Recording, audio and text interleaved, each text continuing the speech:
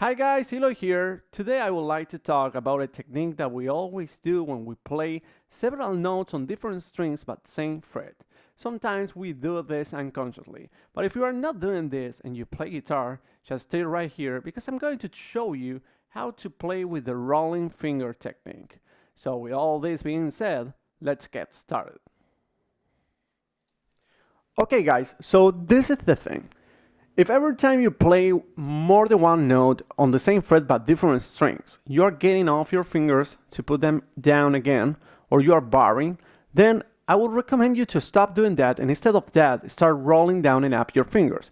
Let me show you an example. If I want to play this note over here on fret number 5 on the third string, and then I want to go to the second string, same fret, instead of doing this, or barring,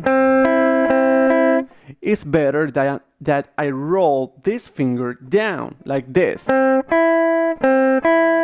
Because if you roll your finger down, then your lines, your phrases are going to sound more flowly and cleaner. So we roll our finger down, and then if we want to do the opposite, if we want to back up to the previous note, then we roll it up. And with this, you get a better sound. You get a better sound, and you can avoid that undesirable staccato. So I'm going to give you a very basic and simple exercise. That way you can start developing and improving your rolling finger technique. The exercise is going to be like this. We're going to place our index finger on the third string, fret number 5. Make sure that you place the very tip of your finger, and then we are going to play the next string down on the same fret.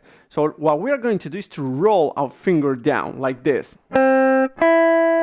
And then we are going to play on the first string, same fret. So we roll it down more.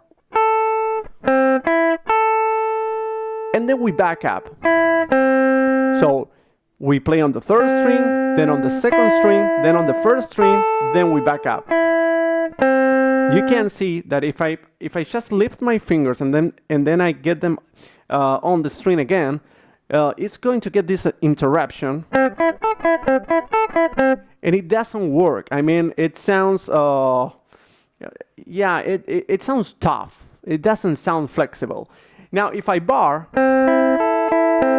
that's not bad at all, but that's up to you. I mean, that will work when you want to arpeggiate a chord, but if you want to play a single note line, then it's better that you go with the rolling finger technique. So if you want to make every single note sound understandable and clean, you should roll down your finger when you go up in pitch, and then roll it up when you go down in pitch.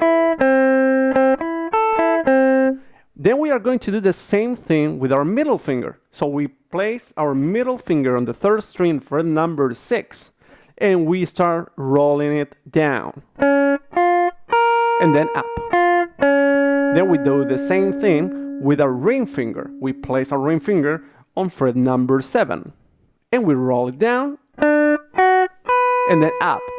And then we do the same thing with our pinky. We roll it down and then up. So very simple. Let's play it.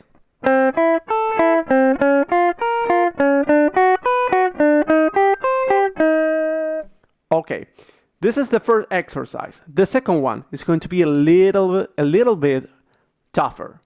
We are going to start rolling down the index finger, as we already did it, but then we are going to place our middle finger flat on fret number 6 on the first string, and then we are going to roll it up. So let's roll it up. Now, to end up playing on the third string, there's something that is very important that you do.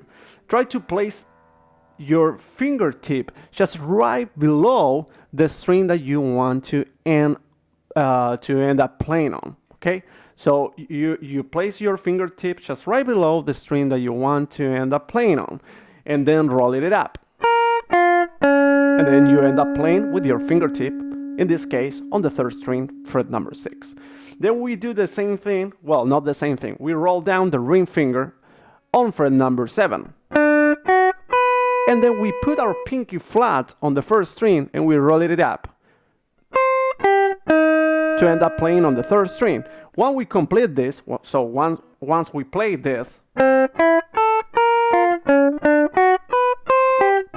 we are going to move up our pinky 1 fret, and now we play the opposite for each finger. Now our pinky rolls down, our ring finger rolls up, our middle finger rolls down, our index finger rolls up. And then we can start over and repeat this.